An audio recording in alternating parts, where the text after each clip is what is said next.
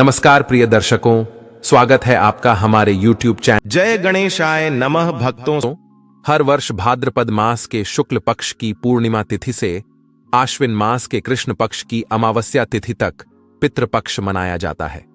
इस साल पितृपक्ष 17 सितंबर मंगलवार के दिन प्रारंभ हो रहा है और 2 अक्टूबर के दिन पितृपक्ष का समापन होगा। पितृपक्ष 16 दिनों तक चलते हैं। इस दौरान मनुष्य को पितरों की संतुष्टि के लिए उपाय अवश्य करने चाहिए। जो भी पूरी श्रद्धा से अपने पितरों की मुक्ति की कामना करता है, उसके पितृ। दर्शकों, हम कहानी शुरू करें और आप इस वीडियो में खो जाएं। इससे पहले अगर आप हमारे चैनल पर पहली बार आए हैं तो हमारे YouTube चैनल सब्सक्राइब करें।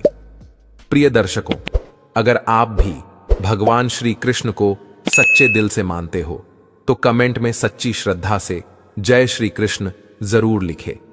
दोस्तों, उसके पितृ उसे सुख समृद्धि का आशीर्वाद प्रदान करते हैं। हमारी संस्कृति में पूर्वजों का आशीर्वाद प्राप्त करना बहुत ही आवश्यक होता है। पितरों के आशीर्वाद के बिना मनुष्य का कोई भी कार्य सफल नहीं होता है। जो पितरों का श्राद्ध नहीं करता है उसका कुल नष्ट हो जाता है, और जो अपने पितरों का श्राद्ध तथा तर्पण करता है वह संसार के सभी सुखों को प्राप्त करता है। भगवान विष्णु से वरदान प्राप्त करके मनुष्य के सभी पूर्वज पितृपक्ष के दौरान उन्हें आशीर्वाद प्रदान करने हेतु पृथ्वी पर आते हैं। वे अपने प्रियजनों द्वारा सम्मान प्राप्त करके बहुत आनंदित होते हैं तथा उनके द्वारा बनाए गए भोजन से संतुष्ट होकर समस्त पितृगण अपने प्रियजनों को आशीर्वाद देकर पुनः पितृलोक में लौट जाते हैं।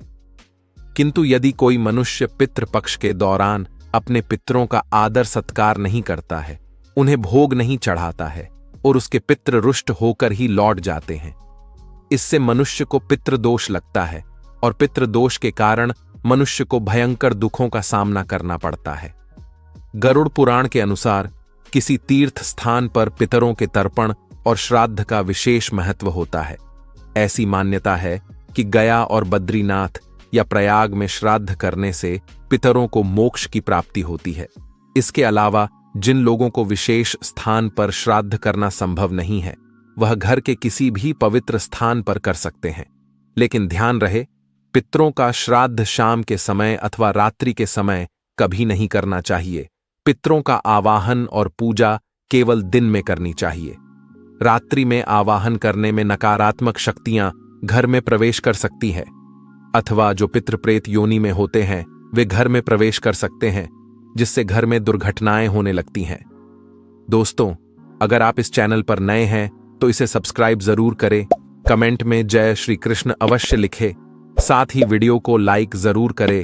आइए जान लेते हैं गरुड़ पुराण के अनुसार मनुष्य को अपने पितरों को प्रसन्न करने के लिए कौन से महत्वपूर्ण उपाय करने चाहिए। सबसे पहला उपाय, पितृपक्ष के दिनों में लोग मृत आत्माओं का आवाहन करते हैं, जिस कारण से पितरों के साथ अन्य प्रेत आत्माएं भी घर में प्रवेश करने का प्रयास करती है।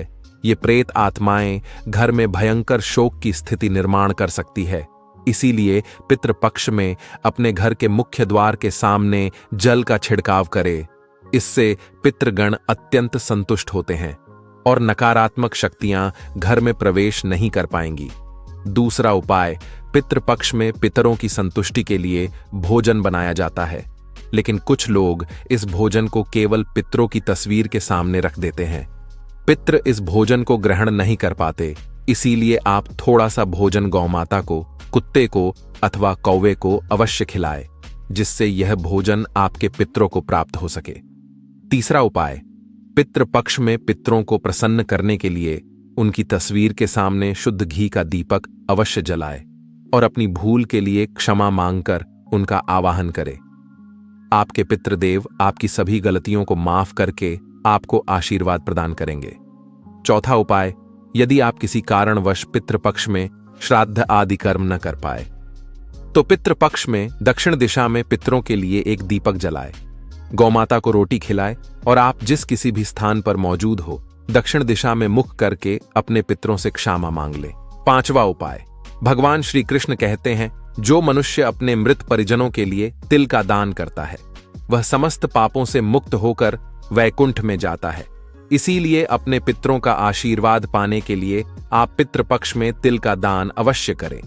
छठा उपाय, पितृपक्ष में भूल से भी नीम का पेड़, बरगद का पेड़ और पीपल का पेड़ नहीं काटना चाहिए।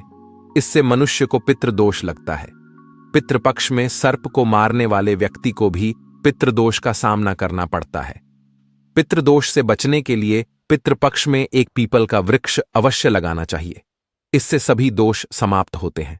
सातवां उपाय, पितरों को प्रसन्न करने के लिए पितृपक्ष में तुलसी को तिल मिश्रित जल चढ़ाकर भगवान श्री हरि विष्णु से अपने पितरों की शांति के लिए प्रार्थना करें और ओम नमो भगवते वासुदेवाय नमः इस मंत्र का उच्चारण करें। इससे आपके समस्त पितृगण जिस किसी भी स्थान पर होंगे उनकी आत्मा को शांति प्राप्त होगी। आठवां उपाय, यदि आपको आपके पितरों की मृत्यु की तिथि पता नहीं है तो आपको पितरों के लिए सर्वपितृ अमावस्या के दिन श्राद्ध कर्म करने चाहिए। सर्वपितृ अमावस्या को पीपल के पेड़ में काले तिल, सफेद फूल तथा चंदन चढ़ाने से पितृदेव संतुष्ट होते हैं। आइए अब जानते हैं गरुड़ पुराण के अनुसार ऐसे वह कौन से व्यंजन है जो आपको पितरों के लिए बनाने चाहिए। सबसे पहले है दूध और चीनी से बनी खीर। पितरों के लिए अगर आप बहुत सारे व्यंजन ना बना पाए या आपकी परिस्थिति इस अनुकूल ना हो तो पितरों की तृप्ति के लिए आपको दूध और चीनी से बनी खीर अवश्य बनानी चाहिए, जिसमें सूखे मेवे डालकर पितरों को भोग चढ़ाएं। इस व्यंजन से उन्हें सबसे ज्यादा आनंद मिलता है और वे प्रसन्न होकर ही आपके द्वार से लौटते हैं। दूसरी चीज है कद्दू की सब्जी। गरुड़ पुराण के अनुसार कद्दू की सब्जी पितरों को अधिक प्रिय होती है। कद्दू को सात्विक व्यंजन माना जाता है जो श्राद्ध और प्रसाद में अक्सर परोसा जाता है। अगर आप भी श्राद्ध का भोजन बना रहे हैं तो कद्दू की सब्जी अवश्य बनाएं और पितरों का आवाहन करते हुए उन्हें अर्पण करें। तीसरी चीज है शुद्ध घी की रोटी। पितृपक्ष में पितरों के लिए शुद्ध घी से बनी रोटी अवश्य बनाएं और पितरों को याद करते हुए एक रोटी कौवे को और 2 छोटी रोटियां बनाकर गाय और कुत्ते को खिलाएं। इससे आपके पितृगण जिस भी रूप में धरती पर उपस्थित होंगे वे तृप्त होकर आपको अवश्य आशीर्वाद देंगे। चौथी चीज है पीली मूंग दाल और सफेद उड़द दाल। इन 2 दालों का उल्लेख गरुड़ पुराण में खास तौर पर किया गया है, जिसमें इन 2 दालों से बनने वाले व्यंजन चाहे वो मीठे हों या नमकीन अवश्य ही पितरों के लिए बनाने चाहिए। अगर आप उनकी श्राद्ध तिथि पर इस व्यंजन को बनाते हैं तो आपके पितृगण अत्यंत संतुष्ट होंगे। इसके अलावा गेहूं से बनी पूरी, मीठी गुड़ की रोटी, मीठे केसर वाले चावल, काले चने और बेसन से बनी चीजें भी पितरों के लिए बनाई जाए तो पितृ प्रसन्न होकर उन्हें ग्रहण करते हैं। आइए अब जानते हैं भोजन कैसे बनाना चाहिए। जैसे हम ईश्वर का भोग बनाते समय उस भोजन को नहीं छकते अथवा उसे झूठा नहीं करते हैं, ठीक उसी प्रकार से हमें पितरों का भोजन भी उन्हें अर्पण करने से पहले झूठा नहीं करना चाहिए। भोजन बनाने से पहले आपको पूरी तरह से शुद्ध होना चाहिए। बिना स्नान किए आपको पितरों का भोजन नहीं बनाना चाहिए और जो स्त्री मासिक धर्म में हो उस वक्त भी उन्हें पितरों के भोजन को नहीं बनाना चाहिए। ऐसा भोजन पितृ स्वीकार नहीं करते हैं। पितृ भोजन बनाने से पहले रसोई घर को गंगा जल से स्वच्छ कर लेना चाहिए और यदि गंगा जल ना हो तो साधारण जल छिड़क कर पहले स्वच्छ कर लेना चाहिए। उसके बाद ही भोजन बनाना चाहिए। भोजन बनाने से पूर्व इस मंत्र का जाप अवश्य करें, ओम पितृदेवाय नमः। आइए अब जानते हैं पितरों को किस प्रकार का भोजन नहीं चढ़ाना चाहिए। सबसे पहली बात, कई लोग मानते हैं कि उनके पितरों को मांसाहार भोजन पसंद था